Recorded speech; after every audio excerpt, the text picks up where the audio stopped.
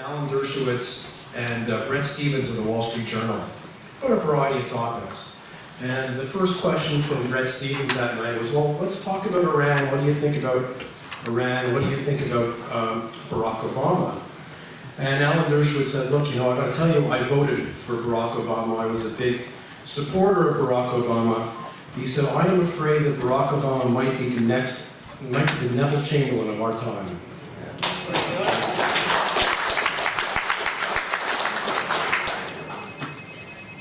Okay, I want to introduce Clare Lopez. So it'll take me around 10 minutes because Clare has a resume that's 4 pages long, and she said you got to read it all. Clare Lopez is a strategic policy and intelligence expert with a focus on the Middle East, national defense, and counterterrorism. Clare is currently a fellow at the Center for Security Policy. She's a vice president of the Intelligence Summit, and she was formerly a career officer with the Central Intelligence Agency. She's also been a professor. It's a very, very long and incredible resume. She's deputy director of the U.S. Counterterrorism Advisory Team for the Military Department of the South Carolina National Guard, and she's a board member of advisors for the Center of Democracy and Human Rights in Saudi Arabia.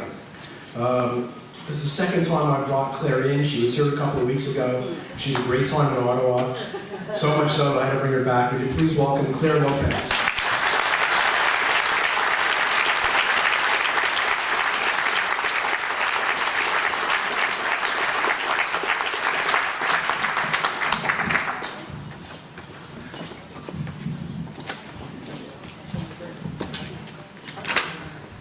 Thanks so much, Fred, for that wonderful introduction. A bit overdone, but thank you anyway. And thanks to you, Fred, and to the Free Thinking Film Society for having the courage of your convictions to defend free speech in Canada and everywhere. I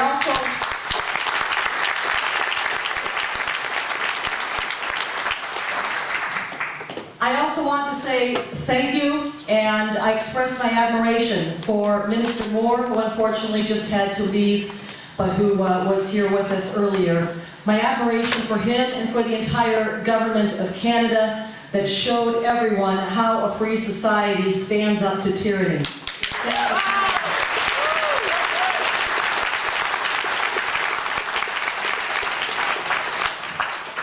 Now, a word about the Clarion Fund, which was the producer for this film. The Clarion Fund is a non-profit organization in the United States, and it is dedicated to producing films, dedicated to issues of national security and defense, but in particular to exposing the particular threat that comes from Islamic Jihad and the spread of Sharia, and here with this film in particular, the threat from the jihadist regime in Tehran. The film then. I hope that it came through in this film that what we were trying to show was the complex totality of the threat that the Iranian regime poses. That it's not just that another nation is breaking through the non-proliferation treaty to acquire a nuclear weapons capability, but rather that it is this regime with all of its jihadist objectives, which are stated in its constitution, its dedication, alliance with a whole host and a range of terrorist organizations and proxies like Al-Qaeda, like Hamas, like Hezbollah, like the Taliban, which it uses to promote its jihadist global ambitions and to spread its revolution and Sharia worldwide. As you saw, President Ahmadinejad saying to spread the revolution to all the mountaintops of the world. So it is that regime in possession of nuclear weapons with that terrorist capability, dedication to jihad and the spread of jihad and Sharia worldwide. And then finally, a regime with the most abominable record of human rights abuses against its own people.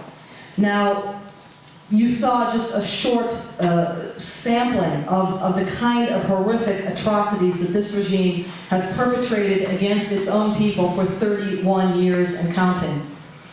But think about this. If this is a regime that will do that to its own people and to its own children, what do you think they'll be willing to do to your children, to our children, and to our people? In possession of a nuclear weapon, enabled and empowered by that capability, they would be unstoppable. To think and talk about containment or about deterrence, when we couldn't deter them in the first place from getting a nuclear weapon, but we're going to deter them now once they have it from further action, I think is not reasonable. So basically, I hope that has come through, that this is the total complexity of this threat that we try to show you in this film. And then finally, also, I wanted to say that we wanted to show especially, and I hope this came through, that there is a chasm between the Iranian regime and its people. When we talk about the threat emanating from Tehran or from Iran, we are talking about the threat from a regime, not from the people. The people overwhelmingly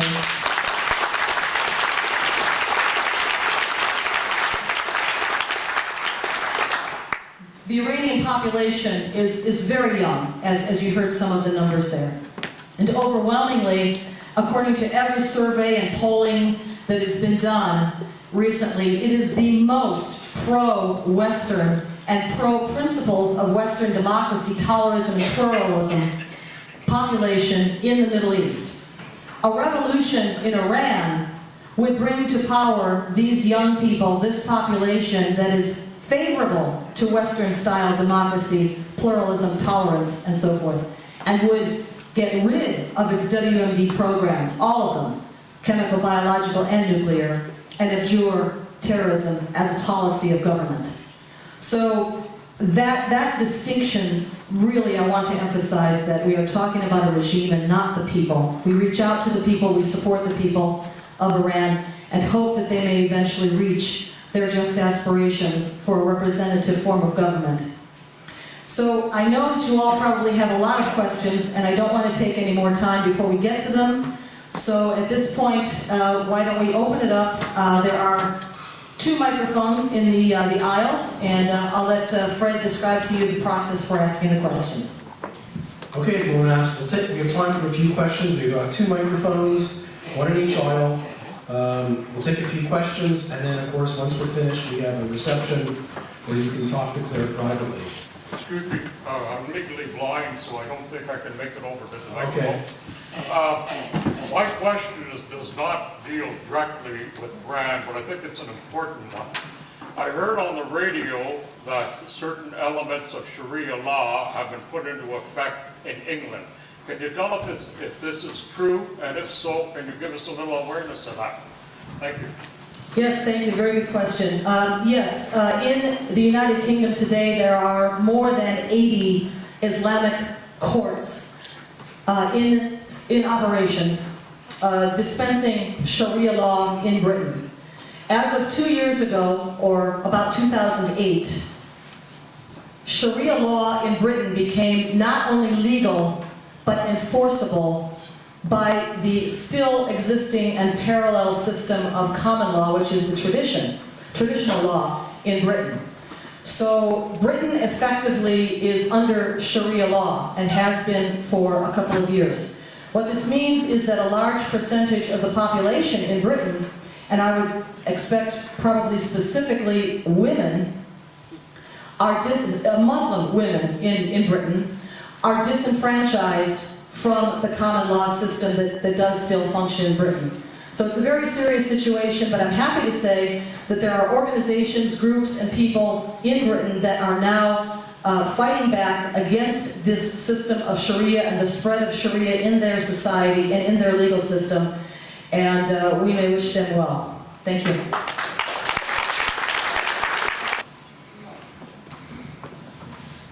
Unfortunately, there is a distinct difference in the way U.S. official foreign policy treated the uprising of the Iranian people after the fraudulent 2009 presidential elections and the more recent uprising of the Egyptian people against the Mubarak regime. It's hard for me to understand why there is this difference. It seems to me that the people of Iran definitely deserved our support, at least at a minimum, our solid moral support for their uprising as they stood for their liberty and died for their liberty in the streets of Tehran and other cities of Iran.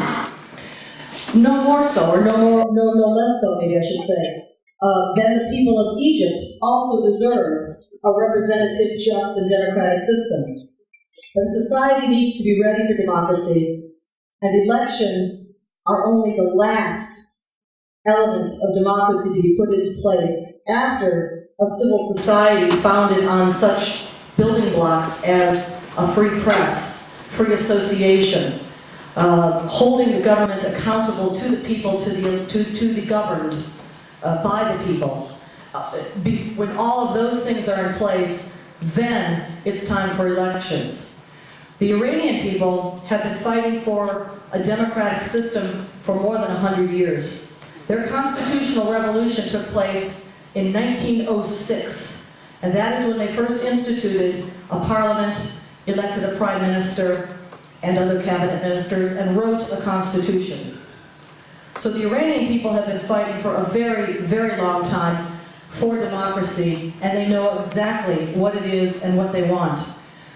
In Egypt, the situation's a little bit different because many of the opposition, the people in the streets, who justly are looking for liberty and a free society in Egypt to overthrow this dictatorship of the Mubarak regime, have no experience with democracy at all. They have never experienced it. They don't know what it actually means in terms of building a society that is democratic, pluralist, tolerant, and all of that. So, unfortunately as well in Egypt, a large and very influential opposition element is the Muslim Brotherhood, which is a jihadist organization dedicated to jihad and Sharia law. Not just in Egypt, but with a presence in over 80 countries around the world, and right here in Canada and in my country, the United States. So it's a little bit of a different situation.